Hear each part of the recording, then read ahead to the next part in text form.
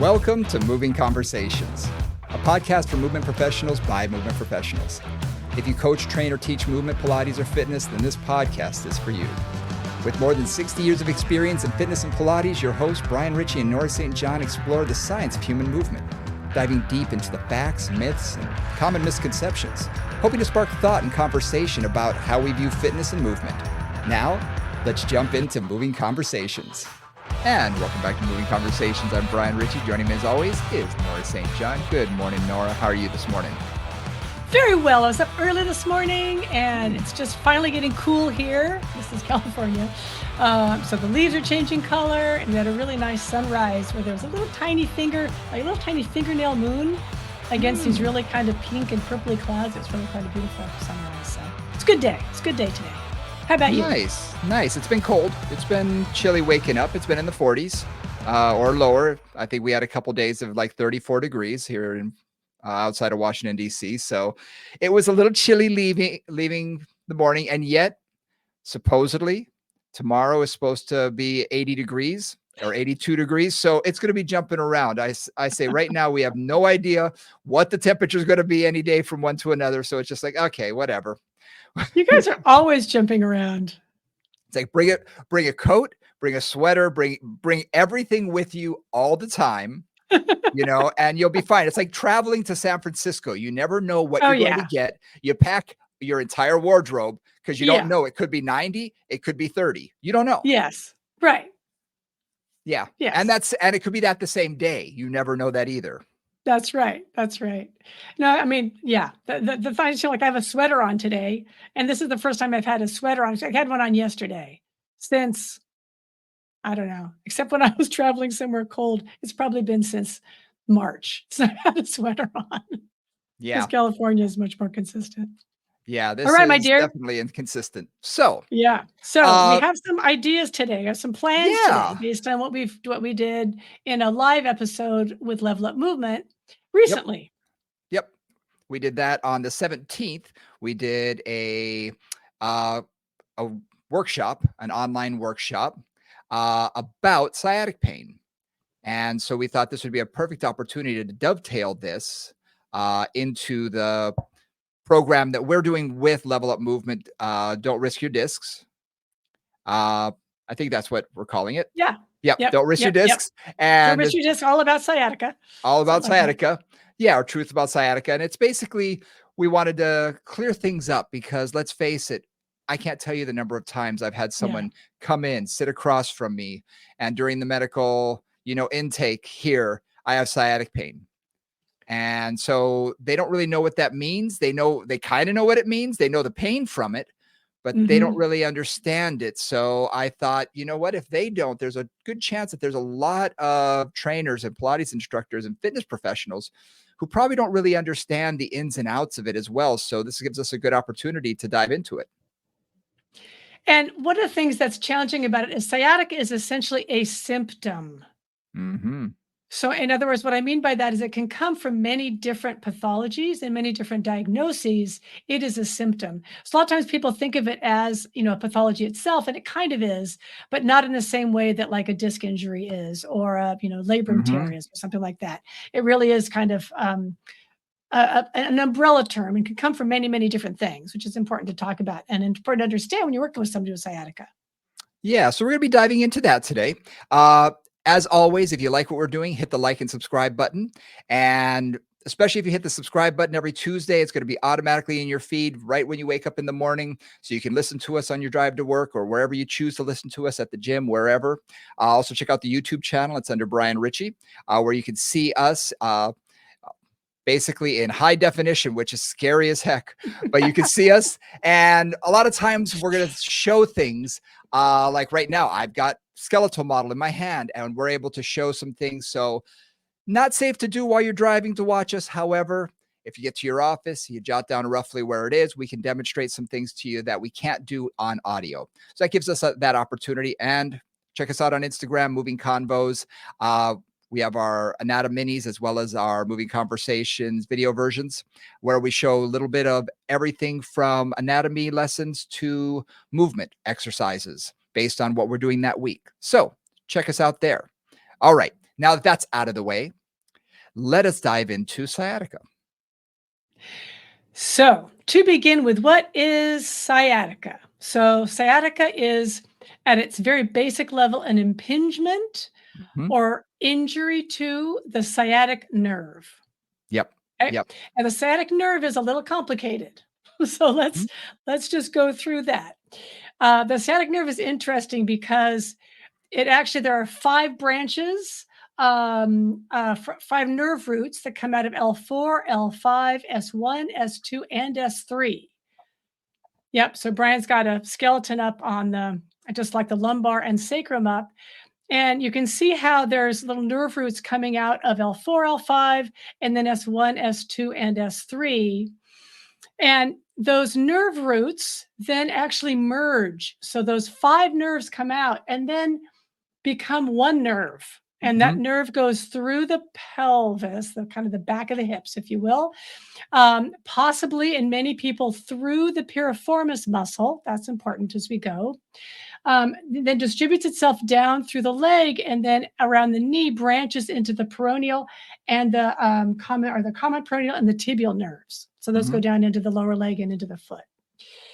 So that's just one of those things where the sciatic nerve essentially innervates the entire back of the leg, so all the hamstrings, and goes down into the lower leg and the foot as well. So an impingement on that nerve can lead to foot pain, knee pain, thigh pain, butt pain, back pain, any of Mhm. the above, or all of the above. Yep. Yeah. And what's interesting is based on where the impingement is, that pain will be in different places, and it's called a dermatome. And basically, the where that nerve actually runs to, where that impingement is, if it's at L4, L5 versus, let's say, S1 nerve, it's going to affect where you're feeling it differently. So I have had some people where they say, "Oh, I just feel it on the outside of my calf." And I'm saying that because that's where I have mine. I've got a disc issue that I had since I was in my 20s, and I have a little bit of numbness out there. It's been there forever. Totally used to it. Don't even sort of notice it anymore. But it's still there a little bit. It just reminds me occasionally, especially when things are a little active in my low back. It's like, oh, I kind of feel that just a little bit. And so what you and I were talking about earlier is what some people don't realize is that you can feel it in just one spot that may be very distal to the place where you actually have that impingement. The other thing about any time you have a nerve impingement is depending on how and where the nerve is, let's say, compressed or injured, you'll have different symptoms because that Mhm. sciatic nerve includes both sensory and motor information.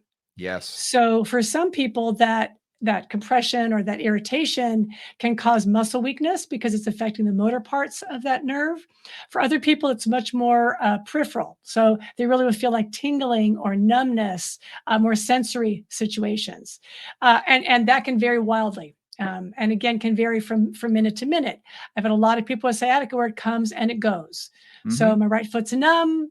Like in my case, my right foot goes numb. I get off my bicycle seat. I shake it out, it comes back. I get back on my bicycle seat, I ride for 6 or 7 miles, it comes back.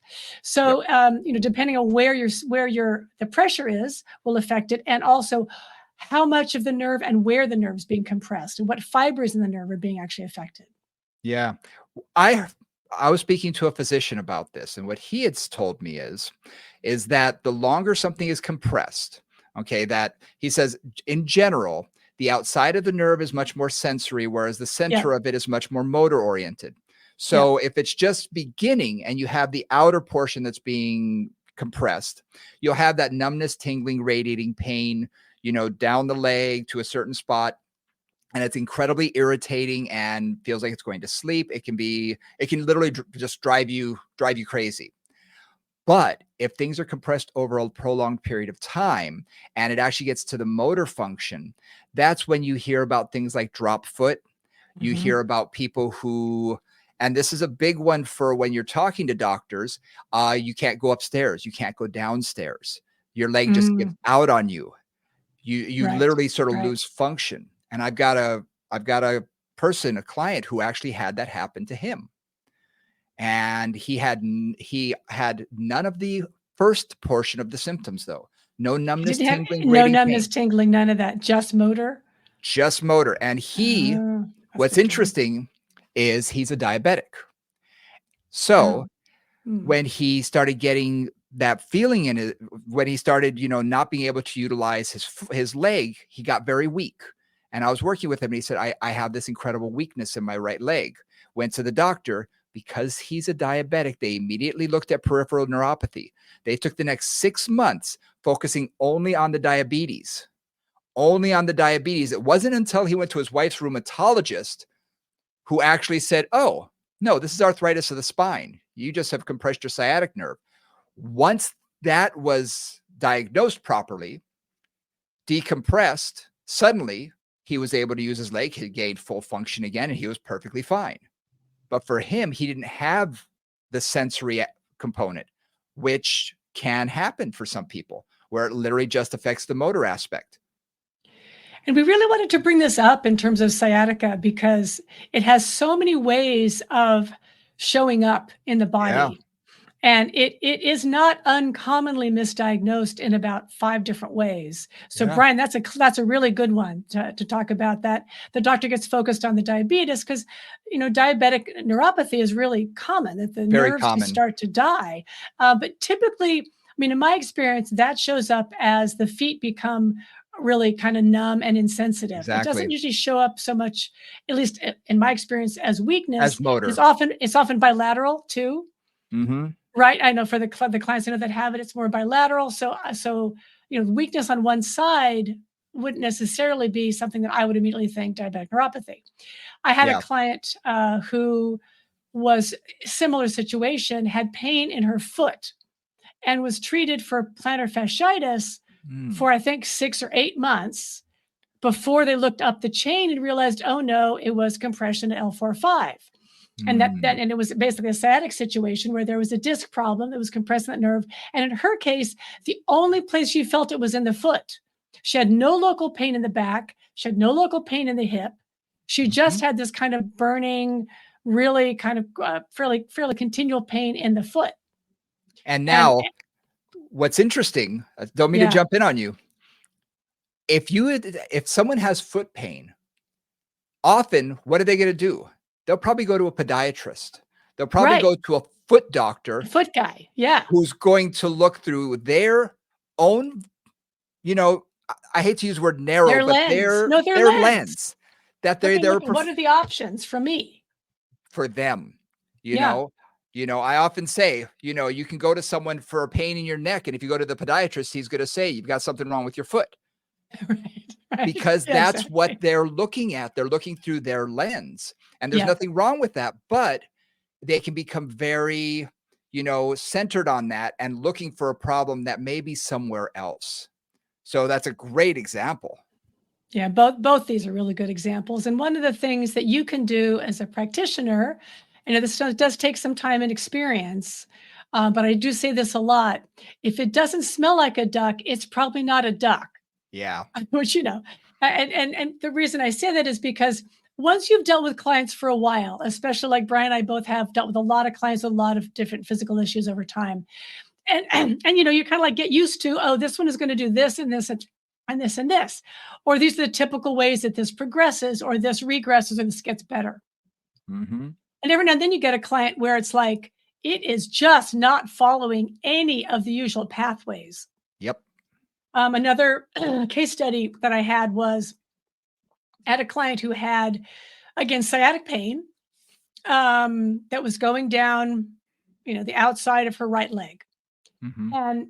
And so we're assuming it's in the spine, it's in the spine, it's in the piriformis, it's in the spine, like we're all thinking that. And she had X-rays, and there was some minor arthritis and other things, which may have been part of the issue. But what was really interesting was, again, a few months later, because sometimes this takes time to unravel the threads of a particularly complex situation. It turned out that she actually had a large fibroid on Mm. her uterus that was pushing back into her sacrum and compressing the sciatic nerve from the inside of the sacrum. Yep. And that was that's the only time I'd ever seen that. But it was another reminder that if something is not responding the way it usually does, like look Hmm. deeper, ask somebody else to look at that. So that's a situation where a gynecologist would have diagnosed that, not an Hmm. orthopod, right? So again, what is the lens they're looking through? One other situation, and you just always have to be aware of this, is uh, low back pain of all kinds is extremely common with almost any version of cancer, Yes, I was just and going to say. that just gets really tricky. Yeah, I was literally talking yesterday with a client about this who has a family member who has had a history of uterine cancers Mm, and things mm. like that. And she suddenly started experiencing low back pain. And I said she needs to get in to see her oncologist immediately. I Yeah. said one of the most common referred pain signals is low back pain Yep. when they have something to do with the uterus or something of that nature. A story I've told you this, I've shared it a number of times and probably on the podcast, and I'll share it again for the new listeners. I had a client who started experiencing greater trochanteric pain and automatically assumed she was very lean, very, very lean. Everybody assumed that it was bursitis. She didn't have time to go see a doctor, refused to see a doctor. Uh, After multiple years of me telling her to, I finally said, I'm not working with you again until you see the doctor. She went in. The doctor said it's bursitis, gave her a shot of cortisone, no problem. Well, that didn't help at all, zeroed. And the doctor wanted to do an MRI. She didn't want to do it. I held her feet to the fire and said, I'm not working with you until you have it because I need to know what's going on. Well, she called me afterwards and she said, you may have saved my life because they found a neuroendocrine tumor the size of a softball that was actually pushing on things that was giving her the referred pain right at the greater trochanter. And unfortunately, she did not, survive because she waited so long, which is Yeah. one of those things that I tell people, look, like you said, if it quacks like a duck, smells like a duck, but it's not a duck, Right. Gets better like a duck. yeah, you need to Yeah. get someone else to look at it and Yeah. you need to take it seriously. And I think a lot of times as fitness professionals, people ask us questions all the time about things like that. And I am one to refer out very quickly because it's like, look, I don't know. I'm not a physician. No, I'd rather know. I want to know what it Yeah, I is wanna know. because Yeah. if I know, then I could say, "Hey, look, okay, it's this, and this. We can deal with that." Or it's this and this, and that's beyond my scope of practice. Let's have you go see a physical therapist or someone else Yeah. first, and then come back to me. Yep. So I want to make sure that I can stay in my lane. But until I know exactly what it is, then we can't deal with that. And with sciatic pain, especially, there are, I think I counted once 13 plus things that can lead to sciatic pain, That seems about right. I've never because counted it, but that seems about right. I just started writing them down one day and I Yeah, think I yeah. got to the number 13 before I stopped counting. And Right. because anytime you have a compression of the nerve, so could it be a disc? Yes. Could be a bulging disc or a herniated disc, could be spondylolisthesis or stenosis, could be central stenosis, could be piriformis syndrome, could be, I mean, all of these things could be a subluxation of the vertebrae. I Mm. mean, there are so many Yeah. different things that it could be.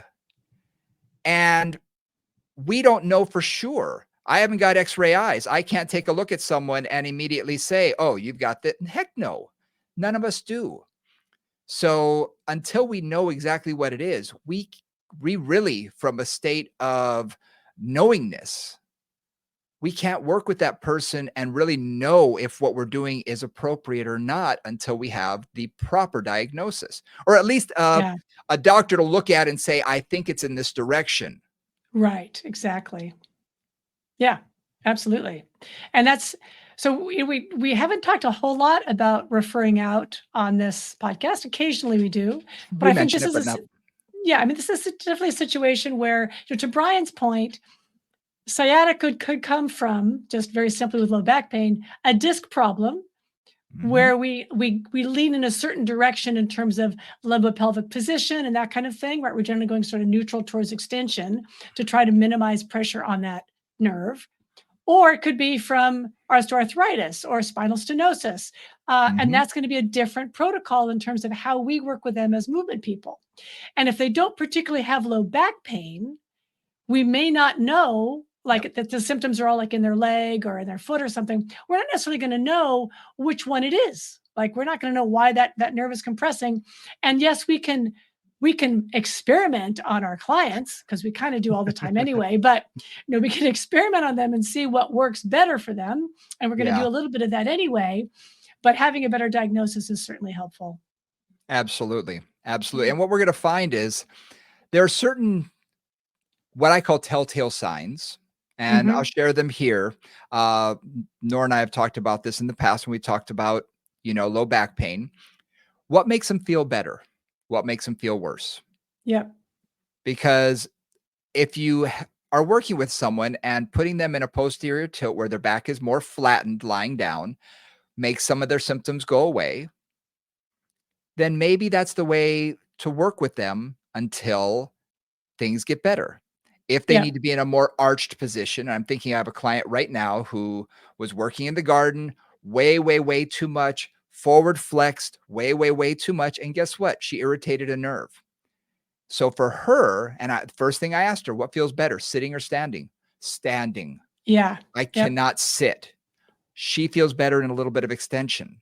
So guess what? Anytime I had her on her back, I made sure she was propped up into a little bit more spinal extension to relieve some of that pressure. And she felt great. And I want to just bring that up because that's like, again, there's all kinds of complicated ways to figure these things out. But are you more comfortable sitting or standing is a classic one for me. Like that's kind of a quick and dirty.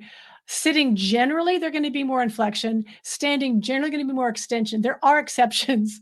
I think of one client who stood with such a deep posterior tilt that they're practically flexed in standing, but that's Mhm. unusual, right? If their standing posture is really, really, really tucked under, that doesn't give you as good a clue, but most clients don't. Right. They stand up and there's a little curve in their low back, and you can say, oh, yeah, that feels much better. That's a quick like flexion or extension preference for that client. So I want to highlight that because Yeah. that's a useful tip there. And feel feel free to go back into our archives. We've done a lot on the low back. Yeah. We're going to do a lot more on the low back in the future.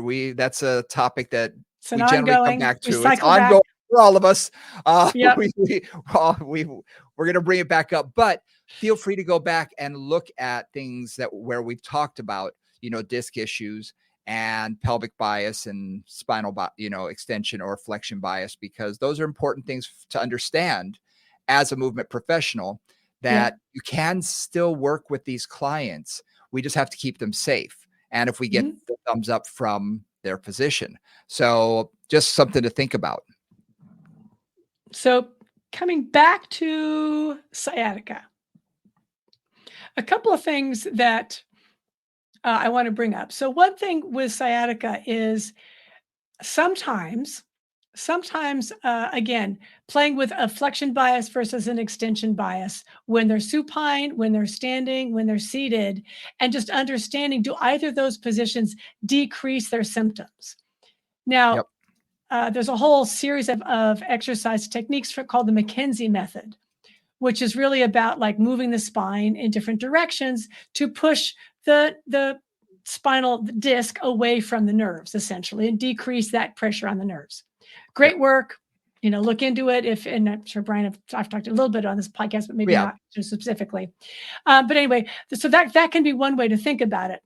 The other thing too that I look at though is what's happening peripherally, because sometimes, yes, there can be a central issue, but it will often influence things distally. So, Hmm. one really classic one is if there is a sciatic impingement, maybe at the spine, maybe not, there'll almost always be tightness in the piriformis and in the glutes.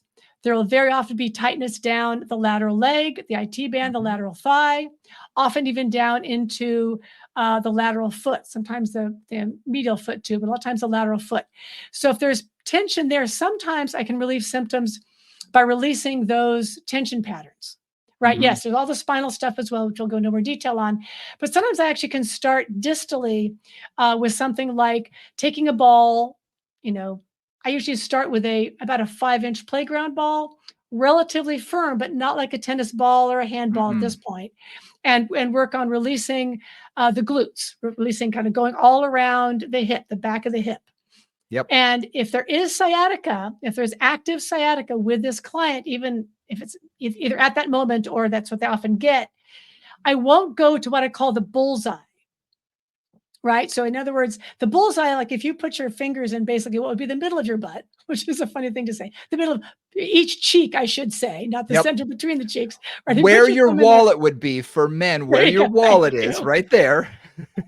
Right. If you put your thumb in there, you'll often feel like one side feels kind of like icky and almost bruisey. And that's typically a sign of a bit of a muscle spasm in that area. Mhm. And that alone, that's called piriformis syndrome, that tension can all by itself, without any spinal issues, lead to compression of the sciatic nerve. Or even if there is issues coming on in the spine, a lot of times the pain is happening because of that tension. So I Yep. just take a ball and I kind of release all around that area. And I don't necessarily, again, go into the middle to the bullseye. I'll just work around it, see if that eases things up, slowly work my way towards the middle, but not generally put pressure on the middle unless they're asymptomatic at that time. Right. That makes Right. sense. Yeah. And that makes a lot of sense. I use a ball as well. Mine's a little bit smaller, but I highly recommend one that has some give to it. Okay. Yep. You And don't the want reason hard. no, too many people feel that harder is better, and in this sense, it is not. You want something that's gonna be a little diffuse. However, a foam roller, a soft foam roller, almost is too diffuse. It doesn't Right. I It find that covers it a doesn't big work as broad much. area. And you kind of want it like an area like this, not an area like this. Right. A round Exactly. area, not a long area, if you want to think about it that way. Exactly, exactly. Now, let's talk a little bit about piriformis syndrome. There's two different ways to think about piriformis syndrome. The classic medical diagnosis of piriformis syndrome is when the sciatic nerve runs through the piriformis muscle. And that is between anywhere from 10 to 15% of society, they say. Now, I don't know who did the study, but that's roughly what I've heard. Could be more, could be less, who knows? Yeah, I've heard lots of different versions on that. So Lots we'll of go with different that for the versions. moment. Yeah. So, yeah, so I'm just saying that's what I've heard the most is between those numbers. So that's what I say. And what it is doesn't matter. If you've got it, you've got it. It doesn't matter what anybody else has. But releasing, like you said, on the hot spot, I call it the hot spot, right there on the piriformis where the sciatic nerve is angry. If they have that version of piriformis syndrome where it's going through, it's only going to make things worse. It's going to tick it off. However, even if it's asymptomatic for the most part, it can anger it. Whereas I find that those that don't have that version, that just have an overactive piriformis, where the piriformis is inflamed and that's pushing on the sciatic nerve, that one can get a lot of relief Hmm. from the ball release. I mean, a lot of relief. And usually within a session or two, they are already feeling a whole lot better. I had a classic case of this where I had a gal who was a runner, quite a serious runner, and she was upping her mileage. Mm, So she basically was upping her mileage. And one day she came in and it was like, I have, burning pain down my leg, tingling, like kind of shooting pains from her hip down. And I'm like, oh, I hope this isn't a back problem. mhm. Um, and again, I'm a manual therapist as well. So I was poking around in her hips and was like, oh, her piriformis was on fire. I could barely put A rock. anything. Yeah, it was a rock, and it was also like it took the pressure of, two feathers, and she's like, "Ah, that really feels funky." So, we did some release work on that, and I taught her how to use the Mhm. ball gently. And I told her, because I knew she was a super type A, I said, "You will do this for no more than 5 minutes." Right? Because I've also Yep. had clients who, if 5 minutes is good, 45 minutes is better, and they come in, they're like, "Why is my butt bruised?" It's like, "Because you did it for 45 minutes." Like, come on. Right? And really, with any kind of myofascial release like that, you're just looking for a release. You Mhm. just want it to ease up. So if you start with like an 8 or a 9 in terms of discomfort, if it comes down to a 6, a 5, a 4, and maybe Yeah. it's sticking at a 4, step away. That's all you're going to get today. Yep. right? Because it is a neurological stimulation that you're really getting from that. You're just getting the nerves to go, oh, I can relax. Okay. And they Yep. relaxed over, they relax too. You're not That changing type the A tissue really. Yeah. that type A is also the type that is going to say, if this softball is good, then a lacrosse ball must be better, Uh-huh. because Yep. I've had that person as well that came in and suddenly their piriformis is so angry and their sciatic nerve is on fire. And Yeah. I say, "What'd you do?" "Well, I was just doing the release work you taught me." Uh-huh. And it took a little while to really talk it through and say, "Now wait a minute, you were using a what?" "A Right. lacrosse ball, Uh-huh. and you're Uh-huh. 175 pounds and you're Uh-huh. leaning all your body weight on the ground on a lacrosse ball, which is hard and the size of less than a dime, where it's actually hitting your sciatic nerve, and you were grinding on it for how long? 10 minutes? 15 minutes?" Yeah, no An wonder it's entire angry. episode of your favorite show? Exactly. Right, right, like, "Oh, yeah, no, I was binging something, so I just, I was kinda doing that for most of an episode." It's like, "Are you kidding me?" Yep. So, yes, yeah, you have to tell them with some of your clients, you have to tell them to do things. With some of your clients, you have to tell them not to do things. Now, I'm also going to throw something out there. Yeah. This I do. Uh, a lot of times with that larger ball, I'll do this on the floor or on a mat table with a client. However, when I travel, I carry a soft T-ball. It's you can get these at sporting goods stores. They're soft in that they have some compression to them, and they're a T-ball sort of thing. Uh, So and T-ball is like softball size? I'm an idiot. no, it's actually small. It's a smaller than a baseball. It's a little smaller than a baseball. Okay, kind of between a baseball and a tennis ball? Yes, exactly. Okay, But alright, it's just made of rubber, but it's soft, it's okay, compressible. It's got it, compressible. got It's it. basically a T-ball trainer, and I Uh-huh. found this when my kids were playing T-ball, and I found that it was great to do it against a wall. Yeah.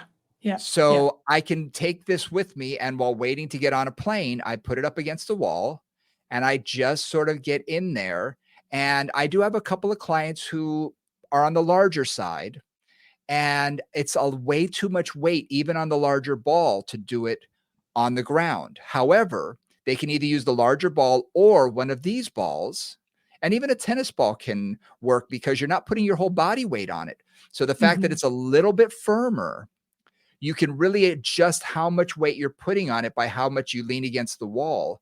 You really can get in there, and they can adjust the amount of pressure that they're putting on it. And I can't tell you, when I do it before flights, I always get the frequent flyers around me to look at me and say, "What are you doing?" And I say, "Oh, Uh-huh. releasing my glutes so that it doesn't hurt on the plane." She says, "Oh, where'd you get that ball? Show me what you're doing." Uh-huh. So Exactly. anybody who's traveled a lot like us knows sitting on your butt for long periods of time is not good for you. That's right. So so I've decided I started doing this and it works wonders. And I've done it when long drives. I'll stop at someplace, convenience store or something. I'll go to the restroom, or I'll do it on a door, or not of the car, but on a door, outside a building, whatever. And just lean up against it. And it gives me some temporary relief. It's like, oh, okay, I feel better. And then I can get back in the car and no problems. That's when I things are angry. I also like that because for many of my clients who have other issues, like I think about a lot of clients, if they've got really serious pain, like it's hard for them to get down up and down off the Yeah, floor, it right? is. That just isn't gonna happen. Yep. Another way that I manage that is have them do it in bed. Yeah. So they have a soft surface under them, right? And Mhm. that also kind of softens up the ball. Like if they can't get down up and down off Mhm. the ground, and the only thing they have to lie on at home that's at all stable is the bed, I'll have them do it Yep. in the bed. Again, that gives them that little extra bit of cushion if they can't quite take full stress on it. And something is better than nothing. Yeah, absolutely. Okay, so a lot of times my brain immediately goes to, "But it's such a soft surface, are they really getting it?" You know what? For some people, it's enough. Exactly. You're trying to take the edge off. This is not a magic wand, this isn't Harry Potter Yeah. where I can, say some magic words and it's going to suddenly be healed. That's not what we do. We're taking the edge off, and sometimes just by doing that can get them through the day. Yeah, absolutely. And I've had some I have one client who I taught how to do this, and he said, "You know what works for me?" Because he had to drive a lot. He said, "I take a dog toy, a Kong, one of these oddly shaped dog toys, and Yep. they're hollow inside, so they have a little bit of squish, but they're hard rubber." He says, "I sit on it in the car." He said, "I Yeah. can just wedge it into that piriformis on my hip and just Yep. hold it there while I'm driving. I put the cruise control on. I can just hold it there for 30 seconds, ease off for 30 seconds, put it on for 30 seconds." And again, I like 30 seconds. I think that's a good rule because it's a Yeah. hit it and quit it sort of thing. You just want to touch Yep. and go. Yep. And he said, "I can do that Nice. 4 or 5 times, then put it down." And he said, "It gives me immediate relief." And I'm like, "Hey, if that works for you, use it, keep it in the car, go for it." Awesome. Yep. Love it. Again, one other thing to get back to kind of the root of the issue.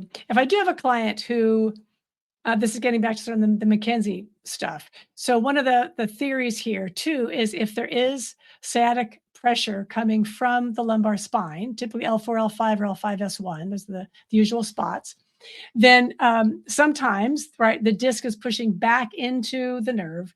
And in order to get the disc to pull away from the nerve or to move forward, essentially, right? Brian's got a good model up here, just looking at a little disc and two vertebra, right? If I'm going into flexion, I'm going to squish that disc towards my spinal cord, which is in the back of my body. If I'm in extension, then I actually am pushing that disc forward, away, ideally away from the nerve roots.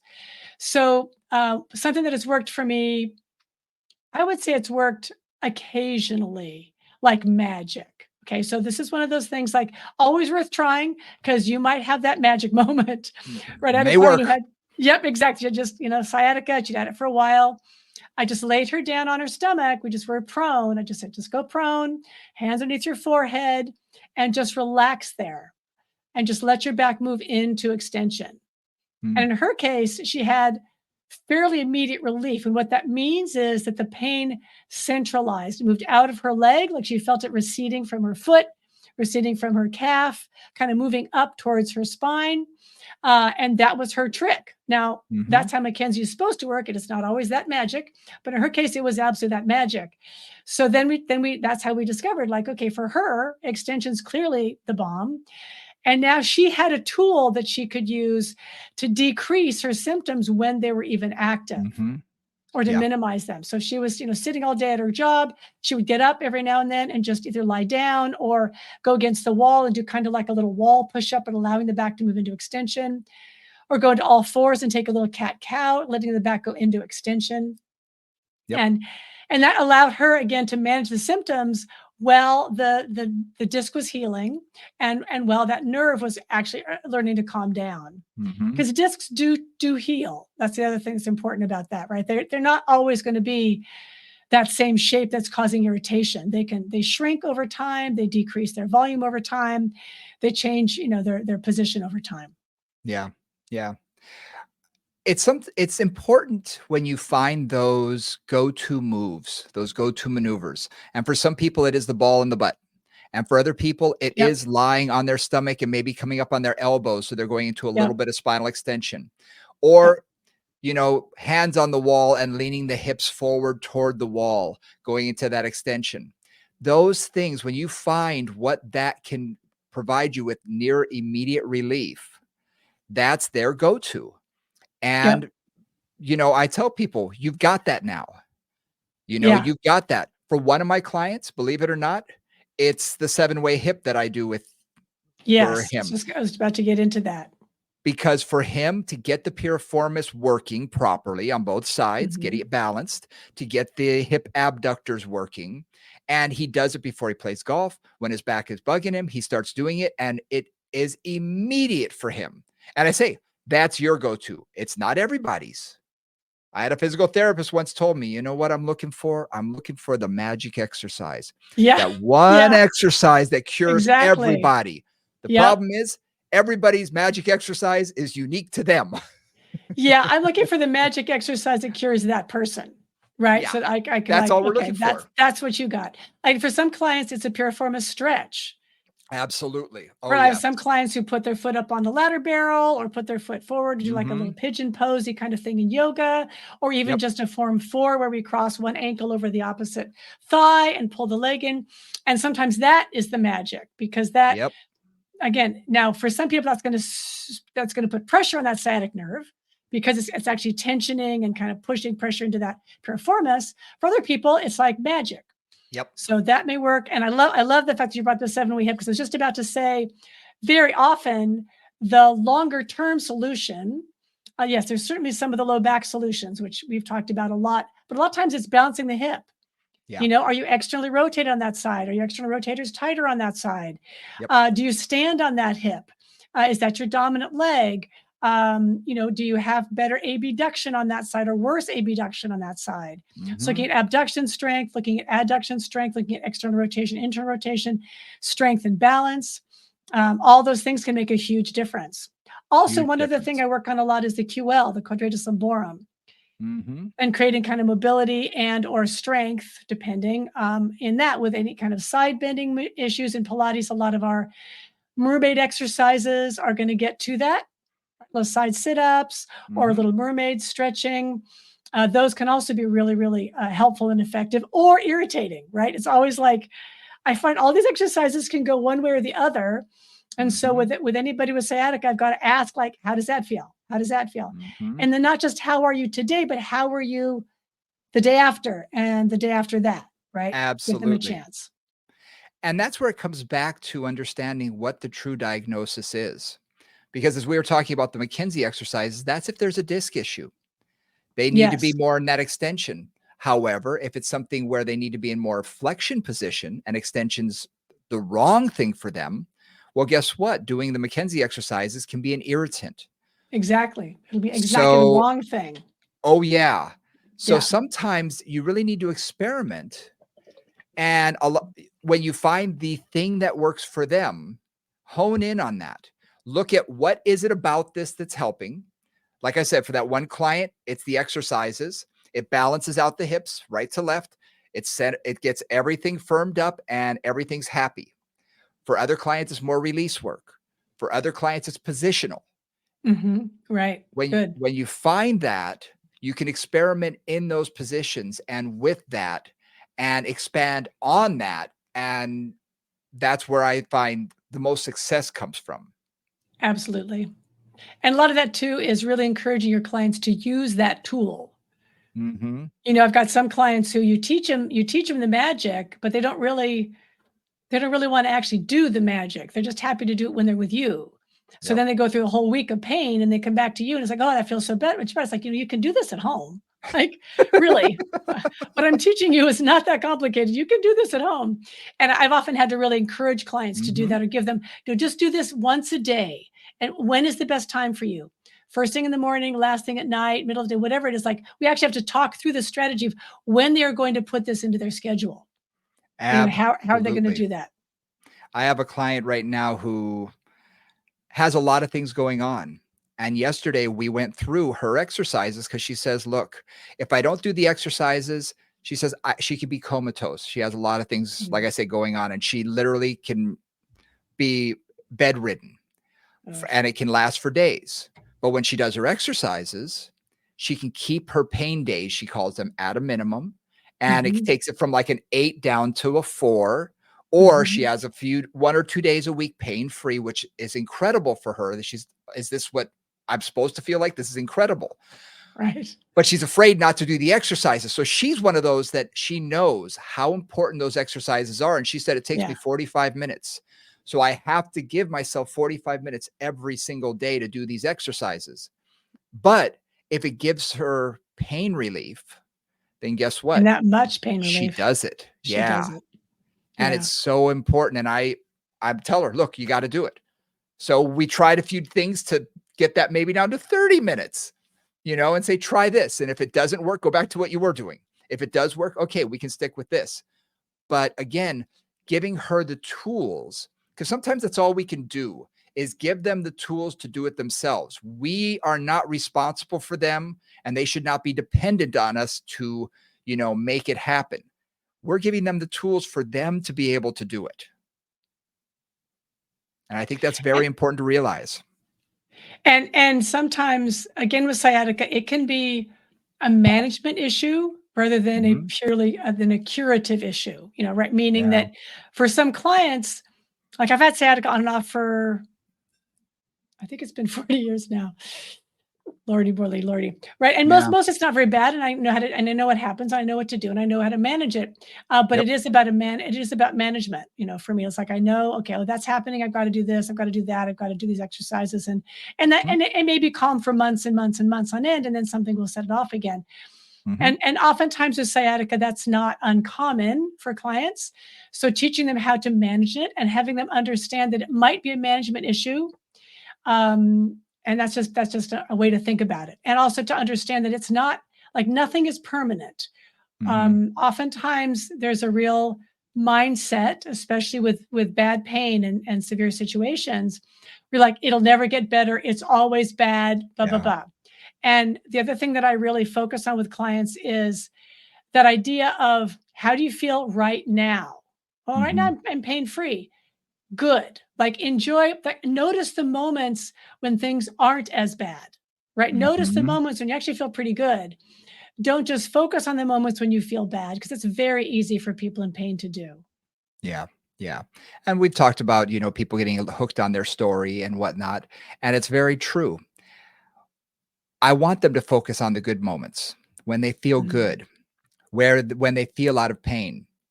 And I often tell people the day you know you've turned the corner is the day that you realize, hey, that hasn't hurt in a couple days. I haven't thought about it Uh huh. all day. I haven't noticed it. That's when you're like, oh, thank God. Like it's sinking into it. You're forgetting to remember that it hurts. Is how Bingo. I often put it. Right? Yep. Yeah. And that's huge. And when that happens, I usually I start pointing at them like, yes, yes, awesome. I said, Progress. re- if that is progress, because it's mental progress as well, because you're getting past it. And when it comes to sciatic pain, it can be something you and I both go through it, and it comes and it goes. And when it's there, I mean, I've told you this story many, many, many times. I tell people to name the pain, and Mhm. just say, oh, Uncle Frank's here, because we all have that relative that we can't stand. But you know what? Every once in a while they show up. It's like, yeah. They're And you back know what? again. It's like Uncle Frank's here. Okay. And you know what? He's going to leave and Right. things will be back to Exactly. normal.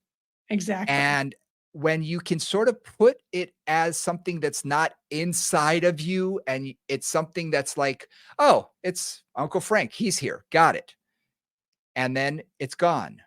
It doesn't, they're not taking it on as it's me. Yeah, it's not your identity. Yeah. And I love the fact that you turn it into a person outside yourself, Yeah. right? Because it's not like it's like my sciatic pain. It's like, no, no, that's Fred. And Yeah. Fred's coming for a while. Fred seems to be an unwelcome house guest. And Yep. now, but I know Fred will leave at some point. Yep. Yeah. Yep. Yeah. Exactly. Love Exactly. that. So just something that when I've told clients that, and it seems to help. It seems to Yep. help to take it out of their own body and make it something that's dissociated with their physical being. Yep. So Exactly. just an idea that you might be able to use with clients a little bit. Now, we've talked about, so just to like go through this again. So we talked a little bit about what it Mhm. is. It's just impingement of that nerve. We've talked about mobilizing. So doing some release work can be helpful, either in the Stretching. piriformis or really all the way down, whether it's release work or it's stretching. Yep. We've talked about just stabilizing the hip through exercise and balancing the musculature around the hip. Again, not specifically, but that's the principle of Yep. that. Yep. One other thing that I want to mention, two things. One is ergonomics. Mhm. So very, very often I find that a client is sitting in a position or has a ergonomic situation at their work or in their home office or at the coffee shop that is causing them irritation, right? And Yes. I spend a fair bit of time in a coffee shop because my husband is a total coffee addict. And so we go and I watch all these people, especially in the afternoon, on their laptops, right? They're sitting in a funky chair or a funky couch or Yep. something. The laptop is on whatever height that table is in front of them or on their lap, and they're looking down Yep. Their shoulders are rounded, their head is forward, they're often in flexion, and they're focused on something way outside themselves. Yep. Right, and that's not even the worst situation. Then you've got people who are in offices where, they're just their ergonomic setup isn't ideal for them. They got a funky chair, they've got a funky, chair that, like, really pushes them back into flexion, for Mhm. example, or pushes them forward into extension.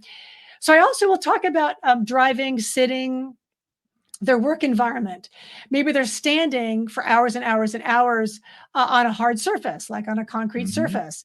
Maybe they need better shoes. So I also take a little bit of that external route too of, let's see if we can give you, a lumbar roll under your low back when you're in your car, or sitting on the tennis ball, as you have a client Mhm. do, or putting a roll behind your back, or, whatever. So thinking about ergonomics. And then the other thing I want to bring up was, if somebody has had a nerve impingement for a period of time, it's not uncommon that that area will be weaker. Uh-huh. Even if the motor neurons are not necessarily, part of what's being irritated by that. And so oftentimes with sciatica, I also have to work on strengthening that limb, sometimes forever. And Mhm. sometimes it will never, sometimes it doesn't quite make it back to the other limb or back to its previous state. But I've got to give it the opportunity to get some strength. Mhm. Absolutely. I wanna bring up one other position that we didn't talk about, and that's in bed. Oh, yeah. Mm. How Yep. many people have their computer or their iPad and they're Mm. slouched, their knees are bent, their computer or iPad is up against their knees, and they are in so much spinal flexion, Yep. their shoulders are rounded, their head is forward, and then when they wait, and they'll be that way for a long period of time. And then they wonder why, and they say, "Well, but at work, I have this great ergonomic chair. It's Right. awesome. I had an Right. ergonomic person come and set me up. My company had this, but so I don't understand why I'm in so much pain." And then you get back and you think, when you finally get to that and say, "Well, what do you do after you go upstairs?" "Oh, I sit in my bed and read for 2 hours." "Oh, lying down, sitting. How are you sitting?" And Yep. that's one of those Yep. layers that you're peeling away the I layers of the know, onion going, always. "There it Where is." where is the issue? Where is the issue? Yeah. Yeah.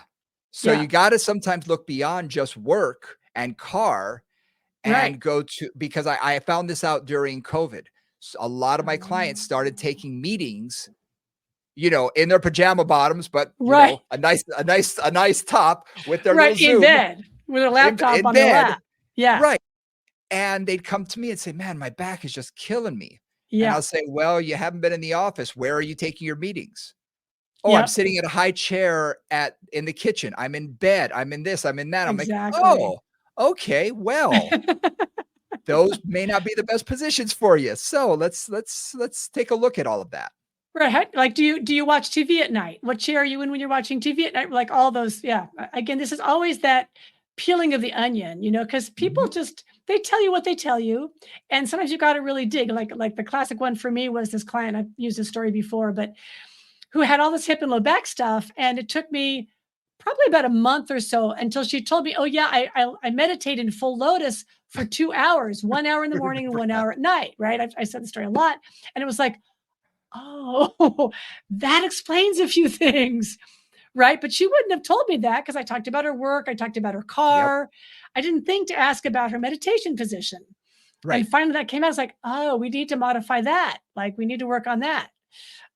So, it's that peeling of the onion. But I want to bring back to bed too, because Mhm. how many clients do you have that wake up in a lot of pain in the Oh, morning? yeah. Right? And sciatica is kind of classic with that. I have one, a friend of mine actually, who lived in a fourth floor walk up in Oakland, California here, Wow. and he had really bad back pain. And he knew the mattress was part of the issue. And he found a company that would, like, let him test out the mattresses. So he actually he actually had these guys bring up 4, count them, 4 queen size mattresses up and down his stairs before he found one that he could actually sleep on without being in pain. I love it. Now, that's what is that, and he was a little bit of a fuss budget, so that is what that is. But that's what it took to get him, comfortable sleeping. So it's another thing to think about is, do you need a soft Yeah. bed? Do you need a firm bed? Whatever. So spend some time working on that with sciatic clients as well, because that can often make a difference. And just sleep position, because I know that for me, when my back is acting up, lying on my back with a pillow under my knees sometimes helps. And guess Mhm. what? Sometimes it doesn't. Sometimes Right, I wake up and I'm exactly. like, ow, what did I do? You know, you're getting old when sleeping hurts. You know, that's when you're getting old. You slept wrong. Who sleeps wrong? It's a lie down thing. But yeah, you slept Same. wrong and you woke up and suddenly your back is hurt because, you slept in or whatnot and you didn't move for 8 hours. And, I know that if I sleep on my right side, things feel better in the morning and I put a pillow between my legs. So I've found out what works best for me. And some people say, well, you can't train yourself to sleep. You know what? You can. And I am proof. I taught myself at one period of time. My wife calls this the dead pose because I taught myself to lie perfectly flat on my back with my arms on my chest. And I would Oh fall my asleep that god. way and stay that way the whole night. And she said, how do you not move? And it's because at one point, the pain was so severe that I couldn't move. Right, right, right, right. Anytime I moved, it hurt. So I taught myself, stay still. So it's not ideal, no. I've had other clients who find that if they sleep on their right side, it's great. Their left side hurts. So you know what they did? They bought a t-shirt that has a pocket. They put it on backwards and they put a tennis ball in that pocket. So guess what? If they roll over, they lay on the tennis ball and it doesn't feel good and they go right back on the right side. I was like, that's genius. And I use that for stomach sleepers. Right, with Yes. my cervical clients, right, where they're stomach sleepers and their heads always turn to the right or the left, which is often irritating on the neck over time. And the same thing, but this time the pocket's in front, and they sew the tennis Yep. ball in the pocket in front. So every time they're on their stomach, it's like ow, and they move away from it. Aversion Exactly. therapy in both cases. It works. It worked. And when a client told me that, I said, that's genius. I wish I had Yeah, thought of it. It's yeah, genius. So finding what position works best for them and let them be a little investigative, not only I have a yeah, sleep number bed and I got that on purpose because I had a doctor tell me, you know what? Your back may respond well to firm. It may respond well to soft.